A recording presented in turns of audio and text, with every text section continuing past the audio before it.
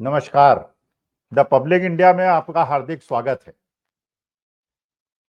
आज मैं 31 मार्च को जो रामलीला ग्राउंड पे रैली हुई, मैं वो देखने गया था 31 मार्च को। और जो मैंने वहां देखा और जो मैं देखने गया था कि जनता का क्या बिहेवियर है, जनता किस प्रकार की एकत्रित हो रही है, कैसी जनता है, कौन सी जनता है, किससे प्रतिबद्ध जनता है, मैं एक जायजा लेने गया था। एक साधारण आम आदमी की तरह गया था, किसी संदर्भ के नहीं गया था, खुद गया था, भीड़ में खड़ा होके गया था। और मैंने वहां जाके जो देखा वो मैं आपके सामने बताना चाहता हूं। पहली बात, मैं क्यों गया? मैं इसलिए गया कि मुझे ऐसा लग रहा था कि जब देश इस नाजुक मोड़ पर है, जब देश का संविधान और लोकतंत्र की एक चुनौती है कि उसको बचाना है, जैसे 1947 के पहले जो क्रांतिकारी थे, पंडित चंद्रशेखर आजाद हों, रामप्रसाद बिस्मिल हों, अशफाक उल्लाह खां हों, जैसे देश को आजाद कराने के लिए उनके अंदर एक पागलपन था। महात्मा गांधी, जिन्होंने विश्व को एक नई दिशा दी कि जब एक निरंकुश शासन हो, एक सशस्त्र शासन हो, जिसका सूर्य पूरे विश्व में अस्त नहीं होता, उस शासन से अगर आपको लड़ना है तो आप हिंसात्मक लड़ाई नहीं कर सकते। तो महात्मा गांधी ने एक ऐसा अमोघ अस्त्र पूरे विश्व को दिया कि अहिंसात्मक माध्यम से, सत्याग्रह के माध्यम से, बिना कुछ उठाए और कोई अवरोध पैदा किए लड़ाई बड़ी लोकतंत्र में कैसे जीती जा सकती है। और महात्मा गांधी के प्रयास से, कांग्रेसियों के प्रयास से देश की लाखों करोड़ों जनता जुड़ी और उन्होंने देश को आजाद कराया। क्रांतिकारियों ने अपना रोल अदा किया, सुभाष चंद्र बोस जी ने अपना प्रयास किया, अपनी एक अलग आर्मी बनाई, चुनौती दी अंग्रेजी सरकार को। कांग्रेस ने, स्वतंत्रता संग्राम सेनानियों ने अपना संघर्ष किया, अलग अलग तरह का संघर्ष किया, लेकिन उनका मुख्य लक्ष्य ये था कि अंग्रेजों को इस देश से हटाना है। कुछ लोग ऐसे थे, उस समय भी थे, जो कि अंग्रेजों का साथ दे रहे थे और ये आह्वान कर रहे थे कि अंग्रेजों की सरकार देश में रहनी चाहिए। लेकिन खैर, देश स्वतंत्र हुआ तो मुझे वही भावना परखना चाहता था, क्योंकि उस समय मैं पैदा नहीं हुआ था, 1952 में मेरा जन्म हुआ, कि लोगों के अंदर भावना क्या होगी और क्या वो भावना आज रामलीला ग्राउंड में दिखाई पड़ती है या नहीं। मैंने देखा लाखों की भीड़, और जो भीड़ न कहना उचित नहीं है, जनता, उमड़ती हुई जनता।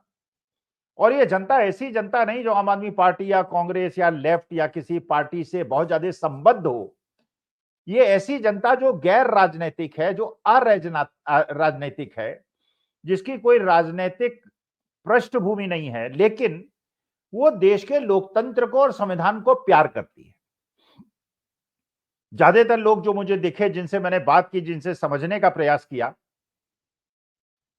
उनमें से ज्यादातर लोग मध्यम वर्ग के थे, निम्न मध्यम वर्ग के थे, अल्प मध्यम वर्ग के थे, गरीब लोग थे, अमीर नहीं थे, बड़ी बड़ी गाड़ियां नहीं थी, पैसे वाले बहुत ज्यादा नहीं थे, लेकिन पढ़े लिखे भी थे, ठेला चलाने वाले, रिक्शा चलाने वाले, मजदूर, वो भी थे। तो अगर लोग ये समझते हैं कि देश की गरीब जनता को 5 किलो अनाज पे धोखा दिया जा सकता है और उन जनता को जागरूक करना संभव है, तो आज मुझे लगा कि देश की जनता वास्तविकता में जिस लोकतंत्र और जिस जनता से जो मेरी अपेक्षाएं थी, आज पूरी हुई। मैं देखना चाहता था कि 1977 में जब हम जवान थे और इंदिरा जी के इमरजेंसी के खिलाफ लड़े थे, चुनाव के पहले जनता उमड़ी थी और जनता ने एक संदेश दे दिया था इंदिरा जी को कि आप सत्ता से जा रही हैं। लेकिन जब जनता पार्टी ने वैसा नहीं किया जैसा जनता सोचती थी, तो 1980 में उसी जनता ने जनता पार्टी को भी हरा दिया और इंदिरा जी को फिर पद पे बिठा दिया, प्रधानमंत्री बना।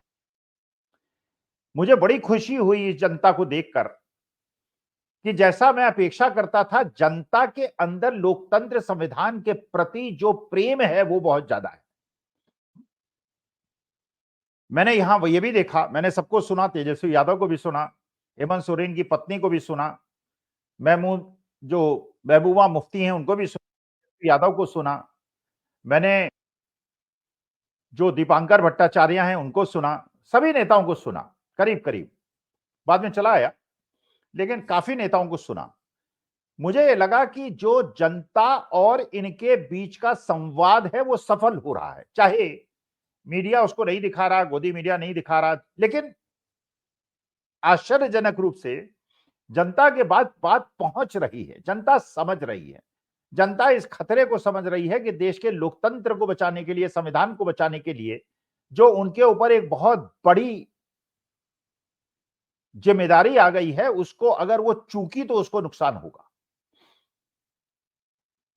हेमंत सोरेन जी की पत्नी ने बताया, 2 महीने हो गए हेमंत सोरेन जी, एक बड़े आदिवासी नेता, आदिवासी हितों के लिए लड़ने वाले शिबू सोरेन जी के बेटे, उनको 2 महीने जेल में बंद किया हुआ है। 2 महीने के अंदर अभी तक ईडी ये नहीं निकाल पाई कि उन्होंने गलती क्या की थी। कोई जमीन घोटाला किया था। तो आज के तारीख में आप जानते हैं कि हर चीज इंटरनेट के जमाने में डॉक्यूमेंट्स में मौजूद है। अगर कोई गलत जमीन है, गैर कानूनी जमीन है, गैर कानूनी उपयोग हुआ है, 5 मिनट के अंदर प्रूव किया जा सकता है। उसमें कोई गवाही की आवश्यकता नहीं है, और जब डॉक्यूमेंटल प्रूफ होगा उसके बाद कोर्ट भी निर्णय दे देगी। लेकिन 2 महीने हो गए हेमंत सोरेन जी को तड़पाया जा रहा है, परेशान किया जा रहा है, उनपे चार्जशीट फाइल नहीं हो रही है। 2-3 साल से सत्येंद्र जैन अंदर हैं, मनीष सिसोदिया जी 6 महीने से अंदर हैं, 1-1.5 महीने से संजय सिंह अंदर हैं। तो हेमंत सोरेन जी की पत्नी ने कहा, और ये पत्नी की व्यथा है, ये भारतीय नारी की व्यथा है, उन्होंने बताई किस प्रकार से एक सिटिंग चीफ मिनिस्टर से कहा गया कि अब इंडिया गठबंधन तोड़ दीजिए, कांग्रेस के खिलाफ लड़िए जिससे वोटों का विभाजन हो और बीजेपी जीत जाए। हेमंत सोरेन जी ने अस्वीकार किया, जेल चले गए। अरविंद केजरीवाल जी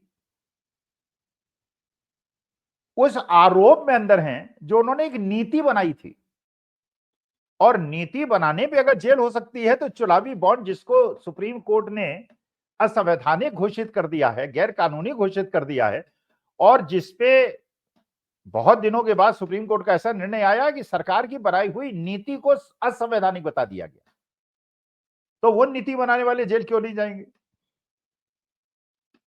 अच्छा, जो शराब कांड है उसमें जो घूस देने वाला है वो भी जेल के बाहर है, जो घूस लेने वाला है वो भी जेल के बाहर है, क्योंकि जो बॉन्ड खरीदे वो एक व्यक्ति ने खरीदे जो जेल में था, जो आरोपी था, जो एक्यूज था, और जो बॉन्ड उसने जिसको दिए वो तारतम्य स्थापित हो गया, जिसका पूरा प्रयास किया गया स्टेट बैंक ऑफ इंडिया के द्वारा, भारत सरकार के द्वारा, वो जनता तक बात तब पहुंची। लेकिन जब सुप्रीम कोर्ट ने सख्ती दिखाई तो ये क्लियर हो गया कि वो पैसा जो था वो एक एक्यूज था जो जेल के अंदर था। जब उसने कुछ पैसे दिए तो उसको बेल मिली, और उसके बाद उसने और पैसा दिया और उस पार्टी को दिया जो शराब नीति में कहीं था ही नहीं। तो इसका मतलब शराब नीति से उसका संबंध नहीं था, उसको जेल में भेजना, जेल से छोड़ना, उसको बेल पे छोड़ना, बल्कि इस बात से संबंध था कि वो जेल में था। उसने अरविंद केजरीवाल का नाम पहली 2-3 गवाहियों में नहीं दिया, लेकिन बाद में दिया, और क्योंकि अरविंद केजरीवाल को फंसाया इसलिए जेल से बाहर चला गया। तो चुनावी बॉन्ड के माध्यम में जो बड़ा भ्रष्टाचार हुआ है, और स्टेट बैंक ऑफ इंडिया के सीएमडी ने कोर्ट में ये कहलवाया, अपने वकील के माध्यम से कहा कि इसमें हमको 6 हफ्ते का टाइम लगेगा, 2 महीने का, 3 महीने का टाइम लगेगा, जिससे वो चाहते थे कि चुनाव बीत जाए और चुनाव के बाद जो होगा देखा जाएगा, तब तक तो सत्ता में ये लोग रहेंगे, अपने लोग रहेंगे, कोई परेशानी नहीं होगी। लेकिन सुप्रीम कोर्ट ने बात को समझ लिया कि जब सीरियल नंबर पड़े हैं और बिना रिकंसिलिएशन के तो बैंक कोई इस प्रकार का ट्रांजैक्शन कर ही नहीं सकता, और 2 दिन के अंदर स्टेट बैंक ऑफ इंडिया ने वो जानकारी दे दी जिसके लिए वो महीनों का टाइम मांग रहा था। इसका माने स्टेट बैंक ऑफ इंडिया ने पर्जरी की, सुप्रीम कोर्ट को गुमराह करने का प्रयास किया। लेकिन उस बात में बिल्कुल चुप्पी। एक नई बात देखी, एक जस्टिस जो बड़ी न्यायप्रिय जस्टिस हैं, उन्होंने टिप्पणी की कि जो नोटबंदी हुई थी वो मात्र इस उद्देश्य की गई थी कि ब्लैक मनी को व्हाइट मनी में कन्वर्ट किया जाए, जो हम लोगों को शक था। हम लोग परेशान हुए, मध्यम वर्ग के लोग परेशान हुए, निम्न वर्ग के लोग परेशान हुए, बैंक में लाइन में लगे, बड़ी बड़ी गाड़ियों वाले करोड़पति अरबपतियों के पैसे चेंज हो गए। जितना पैसा सर्कुलेशन में था वो सारा का सारा बैंक में जमा हो गया। किसी पे इनकम टैक्स की कोई कार्रवाई नहीं हुई, किसी पे ईडी की कोई कार्रवाई नहीं हुई, सारा पैसा वापस आ गया। इसका माने ब्लैक मनी व्हाइट पे कन्वर्ट हो गया। ये माननीय सुप्रीम कोर्ट के जज साहब का निष्कर्ष है। चुनावी बॉन्ड हो, नोटबंदी हो, इसका मतलब यह है कि विपक्ष को अपंग कर दो, वित्तीय रूप से अपंग कर दो और सारे संसाधन अपने पास रखो। जो लोग बीजेपी में आने से इनकार करें, अगर राजनीतिक लोग हैं तो उनको जेल भेज दो, और पैसे वाले लोग हैं तो उनको या तो जेल में बंद कर दो या उनसे चुनावी बॉन्ड ले लो। सारा तारतम्य स्थापित हो गया। लेकिन अभी जो पीएम केयर फंड है उस पर किसी की निगाह नहीं पड़ी है। पीएम केयर फंड में जैसा लोग आरोप लगा रहे हैं, आरोप चीनियों और पाकिस्तानियों का पैसा है, देशद्रोहियों का पैसा है, और ये प्राइवेट फंड बताया गया बाद में जब हम लोगों से पैसा ले लिया गया, वरना हमने सोचा था सरकारी फंड है। माननीय प्रधानमंत्री जी मांग रहे हैं, हमारे देश के सर्वमान्य नेता हैं, चुने हुए लोकतांत्रिक उससे चुने हुए प्रधानमंत्री हैं, तो उनकी बात को मान के हमने पैसा दिया। लेकिन बाद में पता चला वो तो प्राइवेट फंड था, उसका ऑडिट नहीं होगा, पता नहीं चलेगा कि उसके अंदर देशद्रोहियों का पैसा है, ड्रग स्मगलर्स का पैसा है, उसके अंदर नीरव मोदी, ललित मोदी, मेहुल चोकसी का पैसा है, पता नहीं चलेगा किसका पैसा है। तो तब पता चले जब पैसा आ जाए, उसकी डिटेल्स आ जाए। जैसे अब पता चला कि जिंदल साहब का भी पैसा है, उस दवा निर्माता का भी पैसा है जिसकी दवाइयों को सब स्टैंडर्ड बताया गया, धमकी दी गई और चुनावी बॉन्ड लेके उसने बीजेपी वालों को दे दिया। उसका भी पैसा है जिसने वैक्सीन बनाई और हम लोगों पे एहसान बताया गया कि 35,000 करोड़ की वैक्सीन हमने मुफ्त में लगा दी, जबकि वास्तविकता यह है वो 35,000 करोड़ की वैक्सीन थी या 500 करोड़ की वैक्सीन थी, क्योंकि फायदा तो कुछ हुआ नहीं। लोग कोरोना में मरे, उन लोग भी मरे जिन्होंने वैक्सीन लगाई थी और वो भी मरे जिन्होंने नहीं लगवाई थी, कोई अंतर नहीं पड़ा। लेकिन बड़ा चंदा उसने भी बीजेपी को दिया और उसकी दवाइयां बिक गई और लंदन में बहुत बड़ी कोठी उसने खरीद ली। चीजें अब साफ होने लगी। लेकिन एक सुखद आश्चर्य हुआ, मैं देख रहा हूं, मैं सोच रहा था, ये चिंतन कर रहा था कि रामलीला ग्राउंड, अच्छा इसी समय में एक मीटिंग रखी गई मेरठ के अंदर। मेरठ के अंदर अरुण गोविल साहब की कन्वेंसिंग करने गए हैं मोदी जी, और ये बताने गए हैं कि भगवान श्री राम रामायण के अंदर जो पात्र का भूमिका अदा की थी, तो एक हिंदुत्व की भावना और एक रामलीला ग्राउंड।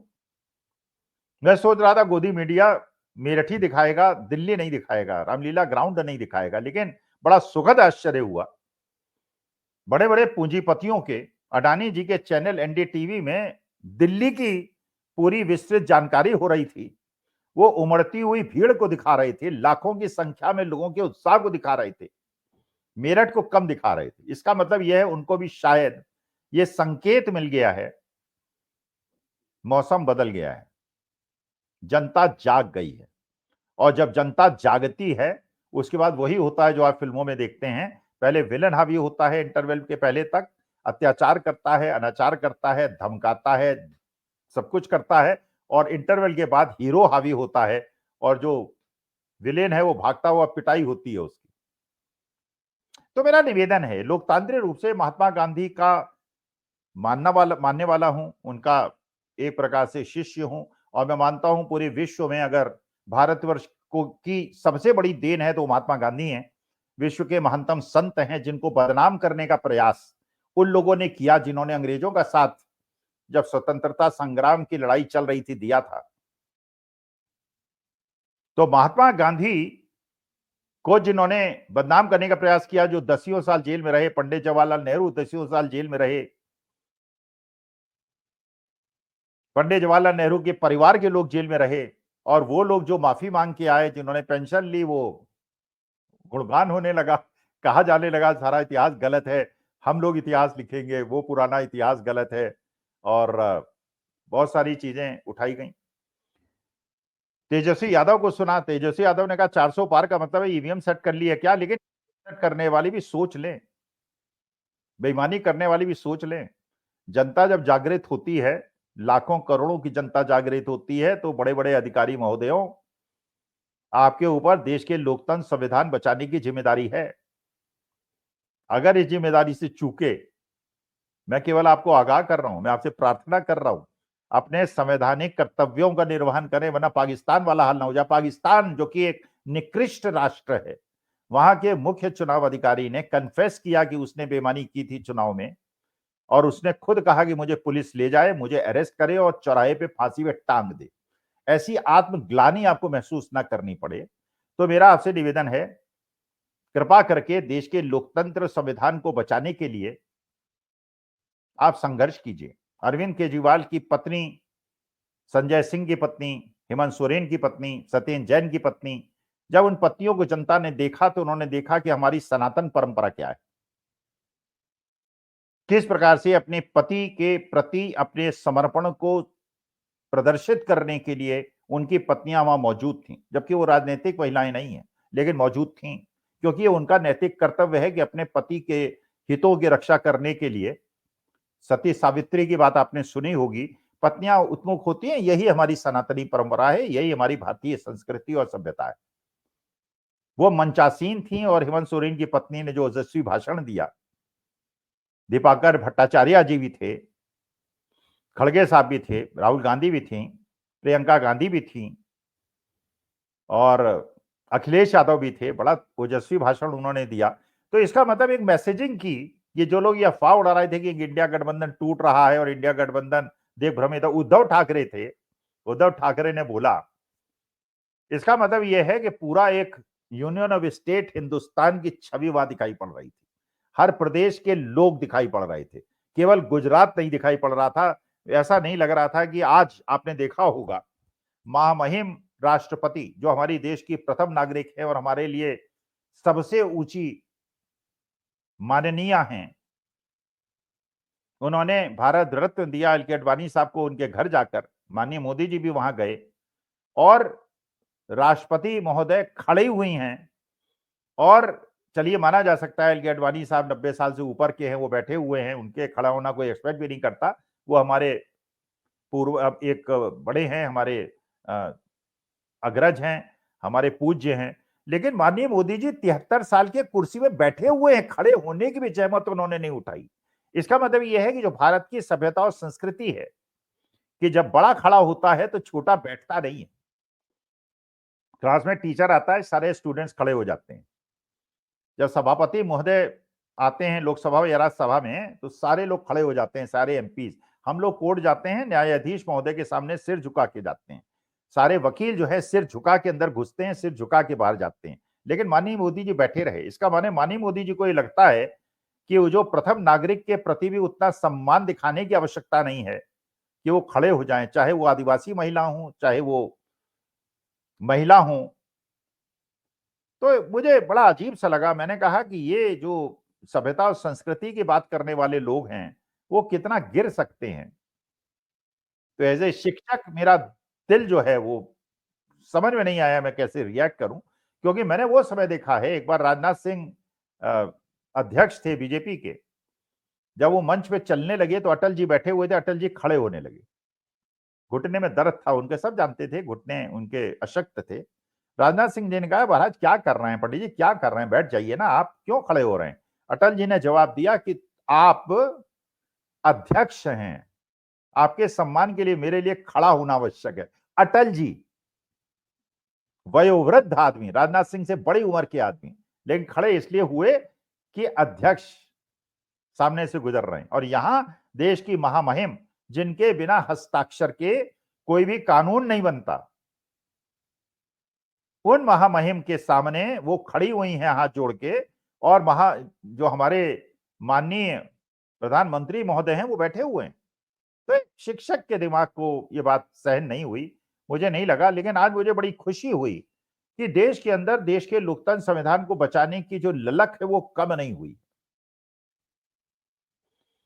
और मुझे अच्छा लगा कि कम से कम लोग जागरूक हैं और हर प्रकार की विपत्ति और समस्याओं को झेलने के लिए तैयार हैं। गोदी मीडिया भी कम से कम रामलीला ग्राउंड की रैली को दिखा रहा है, और काफी देर तक दिखा रहा है। इसका माने अडवाणी जी जिनके बहुत सारे चैनल्स हैं, अंबानी जी जिनके बहुत सारे चैनल हैं, अंबानी जी के चैनल तो कम दिखा रहे थे रामलीला ग्राउंड, लेकिन अडानी जी के चैनल दिखा रहे थे। तो इसका मतलब ये अडानी जी को ये मैसेज मिल गया है कि मामला चेंज हो रहा है। तो यही मैं आपके ध्यान में लाना चाहता था, लेकिन मुझे ऐसा लगता है कि जनता को जितना असहाय अबोध हम समझ रहे थे, वैसा नहीं है। जनता जागरूक है और संविधान और लोकतंत्र की हत्या नहीं होने देगी, और हम लोग भी कंधे से कंधा मिला के, हाथ से हाथ पकड़कर देश को बचाने के लिए, भारत माता की जो हमारी छवि है और सभी धर्म और जातियों का सम्मान करते हुए बिना द्वेष भाव के एक परिवार की तरह, जैसे अशफाकुल्लाह खान, चंद्रशेखर, राम प्रसाद बिस्मिल ने आपस में हाथ पकड़ के लड़ाई लड़ी थी, सरदार भगत सिंह ने, उसी प्रकार से हम भी एक दूसरे का हाथ पकड़ेंगे, एक परिवार की तरह 142 करोड़ रहेंगे, हिंदू मुसलमान में नहीं बटेंगे, आपस में नहीं लड़ेंगे। हम लड़ेंगे तो पाकिस्तान और चीन से लड़ेंगे। ऐसा नहीं कि पाकिस्तान चीन से पीएम केयर फंड में और चुनावी बॉन्ड में हम पैसा ले लें और उसके बाद अपने देश के मुसलमान, क्रिश्चियन और सिखों और जैनियों से लड़ाई करें। ऐसा नहीं होगा। हम एक परिवार हैं, 142 करोड़ लोग मिलजुल कर भारतवर्ष को महान बनाएंगे। धन्यवाद, नमस्कार, बहुत बहुत धन्यवाद। आपने देखा, अपनी टिप्पणी सुझाव देंगे तो मुझे मदद मिलेगी। शुक्रिया, थैंक यू।